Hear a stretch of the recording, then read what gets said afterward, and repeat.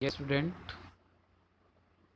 students, welcome on our video classes.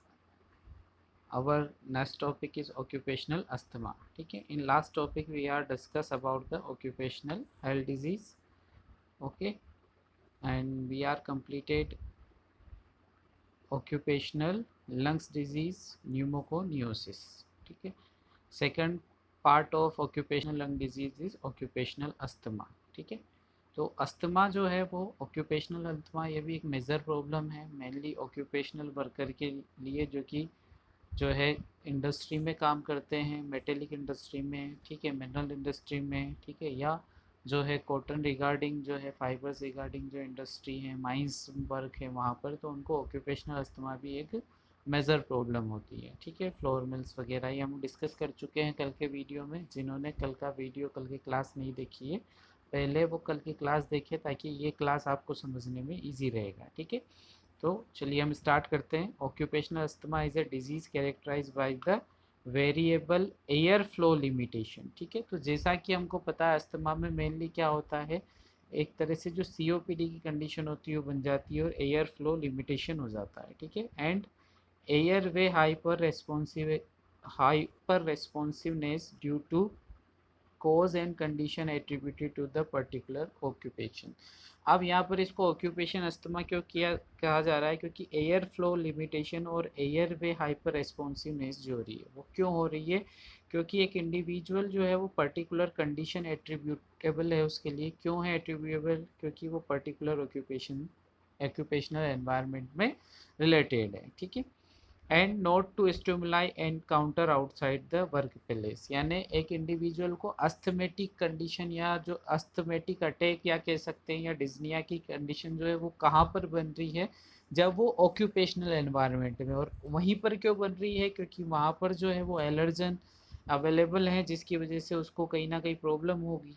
ठीक है, जिसकी वजह से उसको लंग्स में हाइपर रेस्पॉन्सिवनेस होगी। ठीक है, तो वो क्या होगा, not to stimuli anti encounter outside the workplace, यानी एक इंडिविजुअल जब उस पर्टिकुलर एनवायरनमेंट को छोड़ के चला जाएगा, यानी कि जैसे वो ऑक्यूपेशन में काम कर रहा है उसको छोड़ के घर पे आ जाएगा तो वहाँ पर वो नॉर्मल रहेगा, उसको कोई अस्थमेटिक अटैक या जो है ब्रीथिंग डिफिकल्टी नहीं होगी। ठीक है, occupational asthma account for 15% of all adult asthma cases. ठीक है, तो अराउंड जितने भी अस्थमा के पेशेंट पाए जाते हैं उनमें से जो 15% केसेस हैं वो क्यों होते हैं, वो होते हैं उनके ऑक्यूपेशन के रिगार्डिंग, या कह सकते हैं कि जो अस्थमा के पेशेंट हैं उनमें से 50% जो है वो ऑक्यूपेशनल अस्थमा का टाइप होता है। ठीक है,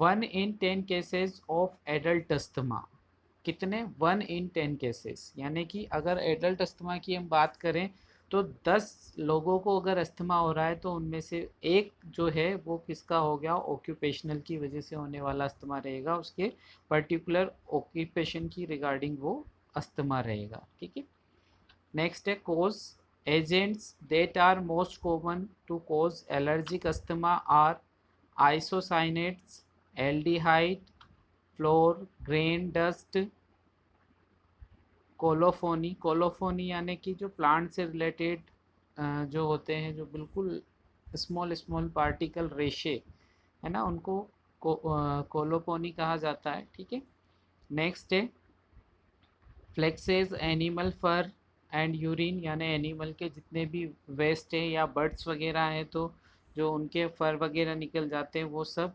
ठीक है, लेटेक्स एंड वुड डस्ट, इन सब की वजह से, क्योंकि हम कल भी डिस्कस कर चुके हैं कि कितने टाइप की डस्ट होती है ऑक्यूपेशनल डस्ट। ठीक है, तो वही सारी डस्ट जो है वो क्या काम करती है यहाँ पर, एलर्जिक का एज ए एलर्जन काम करती है। ठीक है, और उसकी वजह से क्या हो जाता है, अस्थमा हो जाता है, क्योंकि अस्थमा क्या है, एक तरह का एलर्जिक डिसऑर्डर है। ठीक है, अब इसकी पैथोफिजियोलॉजी समझ लेते हैं हम। कोजेज समझने के बाद सबसे पहले केमिकल एजेंट, हम यहाँ पर ये सारे कोज हैं, है ना, केमिकल एजेंट हो सकते हैं। ठीक है, एडेसिव हो सकते हैं, एल्डिहाइड हो सकते हैं, ठीक है, रेसिन्स हो सकते हैं, मेटल डस्ट हो सकती है, इसी तरह से वेजिटेबल डस्ट हो सकती है। वेजिटेबल डस्ट की अगर अपन बात करें तो वेजिटेबल डस्ट में क्या आता है, वुड डस्ट आती है, पोलन आते हैं, फ्लोर आता है, लेटेक्स आते हैं। ठीक है, तो ये सारे क्या हैं, वेजिटेबल डस्ट हैं। नेक्स्ट अगर हम बात करें तो बायोलॉजिकल एजेंट या बायोलॉजिकल डस्ट जो है वो क्या होगी यहाँ पर, इंसेक्ट, एनिमल, वेरियस एनिमल फर, ठीक है, एनिमल से निकलने वाले जो फर हैं वो, फ्लाई वॉर्म्स, ठीक है, insects, fish feeds, shellfish and prawns, ठीक है। ये सब क्या है, बायोलॉजिकल एजेंट है जिनकी वजह से क्या हो सकता है, ये भी एक तरह के एलर्जन का काम करते हैं, ठीक है। तो ये सारे पॉजिटिव ऑर्गेनिज्म है, यानी कि ये सब जो है क्या करेंगे, एलर्जिक रिएक्शन को अकर करेंगे, ठीक है। तो ये जो केमिकल डस्ट हो, चाहे वेजिटेबल डस्ट हो, चाहे बायोलॉजिकल डस्ट हो, जब ये इनहेल होती है और कहाँ पहुँचती है, ये लंग्स में पहुँचती है, तो क्या करेगी, सेंसिटाइजेशन ऑफ इम्यून सिस्टम, ठीक है। किसका सेंसिटाइजेशन करेगी, इम्यून सिस्टम का, stimulation of mast cell and release of IgE, ठीक है, मास्ट सेल का स्टिमुलेशन करेगी, साथ ही साथ रिलीज करेगी इम्यूग्लोबिन ई को। तो इम्यूनोग्लोबिन ई जब रिलीज होगा वो क्या करेगा, रिलीज ऑफ न्यूरोट्रांसमीटर, ठीक है, न्यूरोट्रांसमीटर को रिलीज करेगा, जैसे हिस्टामिन है, ठीक है, ब्रेडिकाइनिन है, पोस्टाग्लैंडिन है या ल्यूकोट्रिनिन, ठीक है। इन सब 4 टाइप के मेनली जो है यहाँ पर क्या है, न्यूरोट्रांसमीटर्स हैं जो कि रिलीज होते हैं, और ये जो है ये क्या करते हैं, हाइपर रेस्पॉन्सिवनेस को जो है वो प्रोड्यूस करते हैं, ठीक है। अब ये जब हिस्टामिन रिलीज होगा तो ये क्या करेगा, ब्रोंकोस्पाज्म को क्रिएट करेगा, ठीक है, ब्रोंकोस्पाज्म होगा, साथ ही साथ इंक्रीज ट्रेकियोब्रोंकियल सिक्रीशन, हाइपर रेस्पॉन्सिवनेस आएगा, उसकी वजह से क्या होगा कि एक तो ब्रोंकोस्पाज्म, दूसरा जो है ट्रेकियोब्रोंकियल सिक्रीशन, वो बहुत ज़्यादा सिक्रीशन इंक्रीज हो जाएगा, यानी नॉर्मली सिक्रीशन तो होता है बट यहाँ पर सिक्रीशन जो है वो ज़्यादा होगा, और उसकी वजह से क्या बनेगी कंडीशन, ब्रोंकियल एडिमा की कंडीशन बनेगी। स्टूडेंट्स क्या कंडीशन बन जाएगी यहाँ पर, ब्रोंकियल एडिमा की कंडीशन बन जाएगी, जो कि मेनली जो है कंडीशन वो क्या करती है, फिर सीवियर ब्रीथिंग डिफ़िकल्टी करेगी, है ना, सीवियर ब्रीथिंग डिफ़िकल्टी होगी, यानी पेशेंट जो है वो बिल्कुल डिज़निया, उसको बिल्कुल सीवियर डिज़निया होगा, और जो है ब्रीथिंग उसकी अल्टर्ड हो जाएगी, नॉर्मल जो है रेस्पिरेशन नहीं कर पाएगा इंडिविजुअल, और जब नॉर्मल रेस्पिरेशन नहीं कर पाएगा तो उसकी वजह से क्या होगा, उसको बहुत ज़्यादा रेस्टलेसनेस होने लगेगा, ठीक है।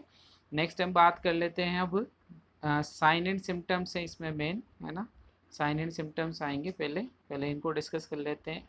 एपिसोड्स ऑफ कफिंग, है ना, wheezing, dyspnea, chest tightness, restlessness, fatigue and weakness, तो these are the common clinical manifestation. Next हम बात करें डायग्नोस्टिक इवेलुएशन की। डायग्नोस्टिक इवेलुएशन में history of occupational exposure to the dust, सबसे पहले हम हिस्ट्री कलेक्शन करेंगे, पेशेंट से पूछेंगे कि वो कितने टाइम से क्या ऑक्यूपेशन कर रहा है, ठीक है, कौन से ऑक्यूपेशन के साथ वो जुड़ा हुआ है और वहाँ पर किस तरह की डस्ट जो है वो अवेलेबल होती है। क्लिनिकल एग्जामिनेशन करेंगे जिसमें आइडेंटिफाई करने की कोशिश करेंगे कि पेशेंट का रेस्पिरेटरी करेक्टरिस्टिक क्या है, और उसके अलावा उसको अगर हेड टू टो कोई भी एबनॉर्मलिटी है तो उसको आइडेंटिफाई करने की कोशिश करेंगे। नेक्स्ट चेस्ट एक्सरे, ठीक है, एक्सरे से पता चलता है कि जो है लंग्स, सॉरी, चेस्ट एक्सरे से पता चलता है कि जो लंग्स की कंडीशन है वो किस तरह की है, उसमें कितना ज़्यादा जो है लिमिटेशन है, कितना ज़्यादा जो है वो वहाँ पर ब्रोंकोस्पाज्म जो हो रहा है, ब्रोंको सिक्रीशन हो रहा है, वो आइडेंटिफाई करने के लिए जो है एक्सरे किया जाता है।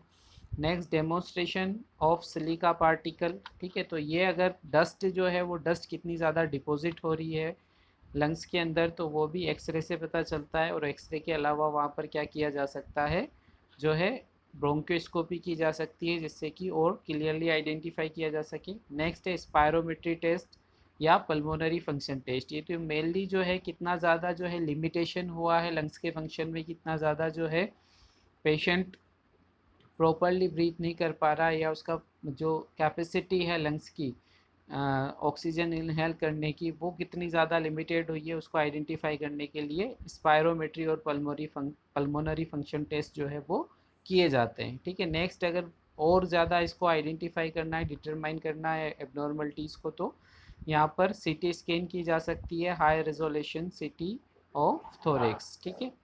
अब बात कर लेते हैं नेक्स्ट एलिवेटेड हीमोग्लोबिन ई, क्योंकि हम क्या है देख रहे हैं पैथोफिजियोलॉजी में कि मेनली जो एलर्जन है, एलर्जन की वजह से क्या हो रहा है कि आईजीई का सिक्रीशन ज़्यादा हो रहा है, उसका कहीं ना कहीं एलिवेशन हो रहा है। तो जब सीरम के अंदर जो है हीमोग्लोबिन ई को जो है एनालिसिस किया जाएगा तो उसका भी लेवल क्या होगा, एलिवेटेड आएगा। ठीक है, these are the diagnostic evaluation done for the confirmation of asthma.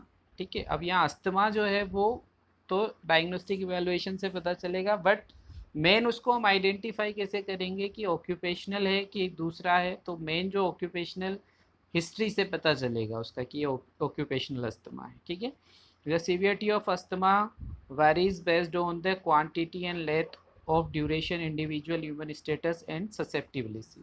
ठीक है, तो हर एक इंडिविजुअल में जो है ये अस्थमा की सीवियरिटी वो अलग अलग हो सकती है, उसका इम्यून सिस्टम किस तरह का है, उसकी जो है बैड हैबिट्स किस तरह की, अगर स्मोकर है तो उसको ज़्यादा जो है सीवियरिटी दिखाई देगी, नॉन स्मोकर को कम होगी। एक इंडिविजुअल जो हेल्दी डेली लाइफ स्टाइल को अडोप्ट करता है, डेली योगा करता है, मेडिटेशन करता है, तो उसको कहीं ना कहीं इसकी सीवियरिटी कम होगी। ठीक है, क्लिनिकल मैनिफेस्टेशन हम डिस्कस कर चुके हैं ऑलरेडी। ठीक है, नेक्स्ट हम बात कर लेते हैं मैनेजमेंट की। तो management is very similar to the care of patient with other asthma. तो नॉर्मल अस्थमा जो होता है ना, ब्रोंकियल अस्थमा जो होता है मेनली हम बात करें तो उसी अस्थमा की तरह जो केयर है वो इस अस्थमा में भी की जाएगी, क्योंकि ये भी है तो एक टाइप अस्थमा का ही।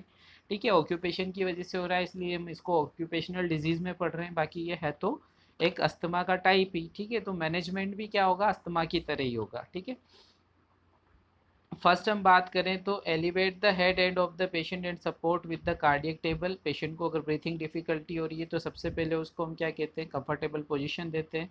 मॉनिटर वाइटल साइंस, उसके वाइटल साइन मॉनिटर किए जाते हैं। Administer the prescribe bronchodilator, mast cell inhibitors, leukotriene modifier, ये क्यों दिया जाता है, to reduce bronchial hyper responsiveness. ठीक है, एंड अदर बीटा एनागोनिस्ट। तो ये सारी की सारी जो है प्रिस्क्राइब मेडिसिन क्यों दी जाती है, ताकि हिस्टामिन के सिक्रीशन को, जो दूसरे न्यूरोट्रांसमीटर हैं उनके सिक्रीशन को कम किया जा सके और उनकी वजह से ब्रोंकोस्पाज्म जो है उसको कंट्रोल किया जा सके, और एज वेल एज जो एक्सेसिव जो है ट्रेकियोब्रोंकियल सिक्रीशन हो रहे हैं उन ट्रेकियोब्रोंकियल सिक्रीशन को रिड्यूस किया जा सके। ठीक है, तो ये सारी मेडिसिन जो है वो अकॉर्डिंग टू प्रिस्क्रिप्शन वो एडवाइस की जाती है, एडमिनिस्टर की जाती है। नेक्स्ट हम बात करें administer the prescribed low flow oxygen and nebulization therapy as indicated. ठीक है, तो पेशेंट को ब्रीथिंग डिफिकल्टी हो रही है तो उसको कंट्रोल करने के लिए क्या किया जाएगा, मेनली उसको जो है क्या प्रिस्क्राइब की जाएगी, ऑक्सीजन प्रिस्क्राइब की जाएगी। क्या प्रिस्क्राइब की जाएगी, मेनली ऑक्सीजन, और दूसरा नेबुलाइजेशन थेरेपी। ठीक है, next encourage adequate oral intake of warm water and other warm fluid. तो पेशेंट जो है उसको कहीं ना कहीं जो है डिफ़िकल्टी हो रही है ब्रीथिंग में, तो कहीं ना कहीं जो है उसको बेटर फील होगा। अब वार्म वाटर यहाँ पर एक और काम जो करेगा वो क्या करेगा कि जो कंडीशन बन रही है लंग्स के अंदर, काय की कंडीशन बन रही है, एक कहीं ना कहीं ड्राइनेस क्रिएट होगी। ठीक है, तो उसको एडिक्वेट अगर मॉइस्चर बनाए रखेंगे तो जितने भी सिक्रीशन है वो सिक्रीशन इजीली कफ आउट हो जाएंगे। तो उस सिक्रीशन का मॉइस्चर बढ़ाने के लिए, उस सिक्रीशन की मोबिलिटी बनाने के लिए, ताकि उसको इजीली कफ आउट किया जा सके, तो पेशेंट को एडवाइस किया जाएगा कि वो कंटिन्यूस किसका इंटेक करे, वार्म वाटर का। ठीक है, नेक्स्ट एनकरेज टू परफॉर्म पर लिप ब्रीथिंग एंड कफिंग। ठीक है, तो ये जो एक स्पेशल टेक्निक होती है जिसको डेमोन्स्ट्रेट करके बताना ज़रूरी होता है पेशेंट को, ताकि उसका जो है कहीं ना कहीं ब्रीथिंग एफर्ट कम किया जा सके और ज़्यादा उसको जो है ईजीनेस रहे ब्रीथिंग के लिए। ठीक है, next evaluate the effectiveness of therapy. Therapy जो भी दी जा रही है उसकी क्या इफ़ेक्टिवनेस है, उसको टाइम टू टाइम इवेलुएट करना ज़रूरी है। Next educate about the perfect way of wearing a protective mask and encourage the measure to avoid allergic exposure. तो ये बहुत ज़्यादा ज़रूरी है, मास्क की क्या इम्पोर्टेंस है वो अब सब हम लोग समझने रखे हैं, है ना, क्योंकि आपको पता है भी जिस तरह से कोरोना वायरस फैला हुआ है तो उसका भी मेन जो है उसमें हेल्पफुल क्या है, प्रोटेक्टिव मास्क हेल्पफुल है। तो इसी तरह से जो है ये डिजीज़ ऑक्यूपेशनल अस्थमा ये भी क्यों हो रही है, ये एलर्जन के एक्सपोजर से हो रही है। अगर हम उस कारण को ही ख़त्म कर देंगे, एलर्जन को रेस्पिरेटरी ट्रैक्ट में आने से ही रोक देंगे, तो ये अस्थमा की कंडीशन बनेगी ही नहीं। ठीक है, तो उसको प्रिवेंट करने का सबसे अच्छा तरीका क्या है, यूज़ ऑफ प्रोटेक्टिव मास्क। ठीक है, नेक्स्ट हम बात करें नर्सिंग मैनेजमेंट की। तो नर्सिंग मैनेजमेंट में सबसे पहले nursing assessment, collect data regarding allergic exposure and quantity of allergen, है ना। सबसे पहले हम डाटा कलेक्ट करेंगे रिगार्डिंग द एलर्जिक एक्सपोजर, किस तरह की एलर्जन से वो एक्सपोज हो रहा है और कितने टाइम से हो रहा है। ठीक है, यानी एक इंडिविजुअल का ऑक्यूपेशनल देखेंगे कि कितने टाइम से, कितने ईयर्स से वो ये काम कर रहा है। ठीक है, next review patients record, ask about the coughing, डिजनिया, chest tightness, wheezing, exertional changes and increased mucus production. Use an assessment tool such as the asthma control test, asthma control questionnaire। ठीक है, तो ये जो है कई बार पेशेंट, हम बहुत सारी चीज़ें उससे एक साथ पूछते हैं, हो सकता है कि जो है पेशेंट उतना ज़्यादा एक साथ रेस्पॉन्स ना करना चाहिए, या उसको जो है काफ़ी सारी बातें समझ में भी ना आए। ठीक है, या उसको एक हेजिटेशन भी हो सकता है। ठीक है, तो उस कंडीशन में क्या है कि पेशेंट को जो है ये इस तरह के अस्थमा कंट्रोल क्वेश्चन आयर या अस्थमा कंट्रोल टेस्ट जो है ये बनाए होते हैं, ताकि पेशेंट खुद, अगर थोड़ा पढ़ा लिखा है, बस इसके लिए पेशेंट को जो है एजुकेट होना ज़रूरी है। और ये क्वेश्चन आयर उसी लैंग्वेज में होना चाहिए जो लैंग्वेज पेशेंट को समझ में आती है। ठीक है, तो पेशेंट खुद से उसके सारे आंसर दे देगा, टिक लगा देगा, ताकि हम उससे उसके बेस पे इजीली असिस्ट कर सकें। ठीक है, तो असिस्मेंट टूल्स का बहुत ज़्यादा इंपॉर्टेंट होता है, डायरेक्ट जो है पेशेंट से पूछने की बजाय, ताकि पेशेंट फ्री होकर उनके आंसर दे सके और उससे हम इजीली असिस्ट कर सकें। ठीक है, next, observe the patient and assess the rate, depth and character of respiration, especially on expiration. Observe for hyperinflation। Mainly जो हमको फोकस किस पे करना है कि जब पेशेंट जो है वो एक्सपीरेशन कर रहा है उस टाइम उसका हाइपर इन्फ्लेशन कितना हो रहा है, वो चीज़ हमको मेनली ऑब्जर्व करनी है रेस्पिरेटरी कैरेक्टरिस्टिक में। ठीक है, auscultate the chest for breath sound और विजिंग। नेक्स्ट जो है वो क्या है, अस्कल्टेट करना है chest with the help of stethoscope की ब्रीथ साउंड जो है वो क्या है, abnormal breath sound, wheezing breath sound, crackle breath sound, ये सारे ब्रीथ साउंड जो है वो प्रेजेंट है, तो उनको अस्कल्टेट करना है। Next, assist for the trigger of asthma that include the following, है ना। ट्रिगर ऑफ अस्थमा जो है उसको आइडेंटिफाई करने के लिए ये फॉलोइंग जो है कंडीशन हमको हेल्पफुल है कि हम इनको पता करें। एलर्जन के बारे में पता करें, रेस्पिरेटरी इन्फेक्शन अगर कोई है उनके बारे में पता करें, inhalation of irritating substance like dust, fume, gases. ठीक है, एनवायरमेंटल फैक्टर क्या हो सकते हैं, weather, air pollution, humidity. Next, exercise particularly in cold weather, cold weather में अगर जो है उसका ज़्यादा बाहर एक्सपोजर हो रहा है तो उससे क्या इफ़ेक्ट हो रहा है उसके बारे में। नेक्स्ट है aspiration and its aspirin and its derivative. कई बार जो है कोई अगर लॉन्ग टाइम से एस्पिरिन ले रहा है तो उसको कहीं ना कहीं ज़्यादा रिस्क होती है ना, क्योंकि एक टाइप एस्पिरिन इंड्यूस्ड अस्थमा भी होता है, तो उसके साथ ही इसकी रिस्क बढ़ जाती है कि अगर वो एस्पिरिन भी ले रहा है और उसका ऑक्यूपेशन भी इस तरह का है जहाँ पर कि एलर्जन अवेलेबल है, तो अस्थमा के लिए जो है वो फेवरेबल कंडीशन का काम करता है। नेक्स्ट हम बात करें तो sulphide containing agent use as food preservation, है ना। फूड प्रिजर्वेटिव, अगर वो फूड प्रिजर्वेटिव जो है उस इंडस्ट्री में काम करता है तो वहाँ पर जो है वो कहीं ना कहीं फूड प्रिजर्वेशन से जो फूड प्रिजर्वेटिव केमिकल जो है, फूड प्रिजर्वेटिव केमिकल से वो एक्सपोज होगा और उसकी वजह से भी जो है वो एलर्जन का काम कर सकते हैं। Next, emotional factor. Emotional factor कई बार जो है एक स्ट्रॉन्ग इमोशंस जब होते हैं इंडिविजुअल के, तो उस टाइम भी जो है कहीं ना कहीं उसका अस्थमेटिक अटैक आ सकता है। तो अगर ऐसा हुआ है उसको एक्सपीरियंस, तो उसके बारे में भी पेशेंट से पूछना है। नेक्स्ट, ऑब्जर्व इनहेलेशन टेक्निक, यानी पेशेंट की क्या टेक्निक है इनहेलेशन की, किस तरह की टेक्निक वो यूज़ करता है, उसको भी ऑब्जर्व करना है। ठीक है, तो ये सारे नर्सिंग असिस्मेंट इसमें करेंगे। नर्सिंग डायग्नोसिस हम देख लेते हैं। ठीक है, मेन जो है यहाँ पर 3 नर्सिंग डायग्नोसिस होगी, और भी आप चाहें तो लिख सकते हैं, है ना। Ineffective breathing pattern related to bronchospasm, second anxiety related to fear of suffocating, difficulty in breathing, third risk for injury related to drug treatment and the potential adverse effect। ठीक है, तो ये जो है ये आपके लिए होमवर्क के असाइनमेंट, ये कोई बहुत ज़्यादा डिफिकल्ट नहीं है। अब आप लोग थर्ड ईयर में आ गए हो तो बहुत इजी है आपके लिए गोल और इंटरवेंशन बताना। ये ऐसी डायग्नोसिस है जो कई बार हम डिस्कस कर चुके हैं। और डायग्नोसिस की बात करें अपन इसमें तो है ना, नॉलेज डेफिशिएट की एक डायग्नोसिस इसमें बना सकते हैं। ठीक है, तो ये 4 नर्सिंग डायग्नोसिस इस तरह से आपकी इसमें हो जाएगी। तो उसके गोल और इंटरवेंशन आपको लिखने, ये आपका होमवर्क है, आपका असाइनमेंट है। ठीक है, नेक्स्ट हम बात कर लेते हैं प्रिवेंशन एंड कंट्रोल।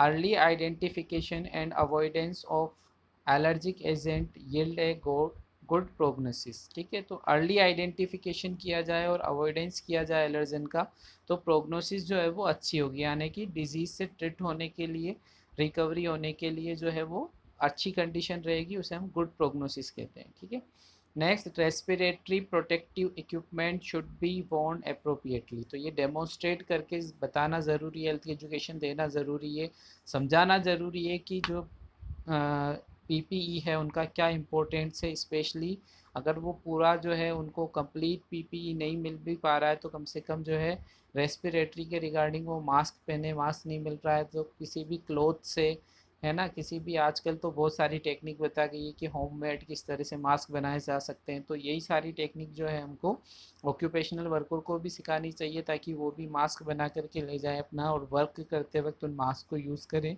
ताकि उनको जो है एलर्जन वो कम से कम उनके रेस्पिरेटरी ट्रैक्ट में जाए और उनको कम से कम चांस रहे ऑक्यूपेशनल अस्थमा होने का। ठीक है, next, there should be periodical medical checkup and surveillance for occupational asthma for all employ. ठीक है, तो ये सबसे अच्छा तरीका है ऑक्यूपेशनल वर्कर के लिए कि उनका क्या होता रहे, पीरियोडिकल मेडिकल चेकअप होता रहे, ताकि कोई भी अगर डिजीज़ उनको हो रही है, किसी भी तरह का ऑक्यूपेशनल डिजीज़ उनको डेवलप हो रहा है तो उसका अर्ली आइडेंटिफिकेशन किया जा सके। ठीक है, next, frequent surveillance is recommended for those who develop rhinitis. ठीक है, तो ऐसे सारे, क्योंकि राइनाइटिस भी क्या है यहाँ पर एक तरह का क्या है, एलर्जिक कंडीशन है। ठीक है, तो अगर किसी को बार बार राइनाइटिस हो रहा है तो उसको कहीं ना कहीं एलर्जी का रिस्पॉन्स है, उसको कहीं ना कहीं इम्यून सिस्टम जो है वो हाइपर रिस्पॉन्सिवनेस कर रहा है। ठीक है, तो उस कंडीशन में उसको रिस्क बढ़ जाती है कि उसको जो है ऑक्यूपेशनल अस्थमा हो सकता है, अगर वो इस तरह के ऑक्यूपेशन है जहाँ पर जो है एलर्जन डस्ट प्रोड्यूस होती है। ठीक है, नेक्स्ट हम बात करें, employees should be educated about the need for wearing a protective mask while at work। तो ये हम बता चुके हैं पीपीई के बारे में पहले ही। ठीक है, तो ये आपको जो है समझ में आया होगा ऑक्यूपेशनल अस्थमा के बारे में। ठीक है, आप अपना असाइनमेंट ज़रूर पूरा करें, और आपको कोई भी डाउट है तो बिल्कुल आप फ्री हैं डाउट पूछने के लिए। ठीक है, इसी तरह से जो है लंग्स जो था, लंग्स का टॉपिक आपका, लंग्स कैंसर का टॉपिक, उसमें भी कुछ डाउट था बच्चों का, बहुत अच्छा डाउट पूछा, और उसकी वजह से जो है उसमें टाइप्स में कहीं ना कहीं पहले जो हमने डिस्कस किया था तो उसमें करेक्शन है, नया पीडीएफ आपको अपलोड कर दिया गया है। ठीक है, तो नया पीडीएफ आप देखें और उसमें पहले से जो करेक्शन हुआ है उसको देख लें। ठीक है, चलिए, तो ये क्लास आपको जो है वो समझ में आई होगी। नेक्स्ट जो हमारा टॉपिक रहेगा वो रहेगा ऑक्यूपेशनल डर्मेटाइटिस। ठीक है, ओके, थैंक यू स्टूडेंट्स।